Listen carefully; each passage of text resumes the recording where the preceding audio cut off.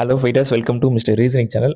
இந்த கொஸ்டின் எப்படி சால்வ் பண்ணுறதுன்னு பார்த்துலாமா? ஓகே, அதுக்கு முன்னாடி உங்களால் ஆன்சர் பண்ண முடியும்னு இருந்துச்சுன்னா கண்டிப்பாக வீடியோ பாஸ் பண்ணிவிட்டு ஆன்சர் என்னென்னு கமெண்ட் பண்ணுங்கள் ஃபைட்டர்ஸ். இப்போ நான் எப்படி அப்ரோச் பண்ணுறதுன்னு பார்த்துலாம். Okay, so each of the letters in the word plastic is arranged alphabetically. Then how many letters are there between the first from the left and fourth from the right in the new arrangement? ஓகேங்களா? So இப்போ இந்த letter, இந்த word இருக்குல்ல, அது பிளாஸ்டிக்ன்ற word alphabetical ஆர்டரில் எழுத சொல்கிறாங்க. அப்போ ஃபஸ்ட்டு என்ன வரும்? ஏ வரும். தென் அதுக்கப்புறம் என்னப்பா வரும்? ஏக்கு அப்புறம் சி வரலாம், அதுக்கப்புறம் ஐ வரலாம், வேற என்னப்பா வரலாம்? ஐக்கு அப்புறம் எல் வரலாம், தென்னு பி எஸ் டி. ஓகேங்களா? ஸோ இப்போ 7 லெட்டர் இருக்கான்னு செக் பண்ணிங்க. 7 இருக்குது, இங்கே 7 தான் இருக்குது, கரெக்டாக இருக்குது.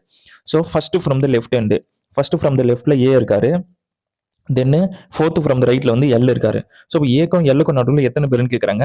ஏ வந்து பார்த்தீங்கன்னா நம்மளுக்கு 1ன்னு தெரியும், எல் வந்து பார்த்தீங்கன்னா 12ன்னு தெரியும்.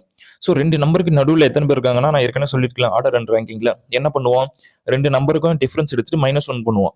அப்போ 12 -1 அண்டு -1 பண்ணுவோம். ஸோ மைனஸ் பண்ணும்போது நம்மளுக்கு 10 வருது. ஸோ 10 எங்கே இருக்குன்னு பாருங்கள், நம்மளுக்கு ஃபர்ஸ்ட் ஆப்ஷன் இருக்குது.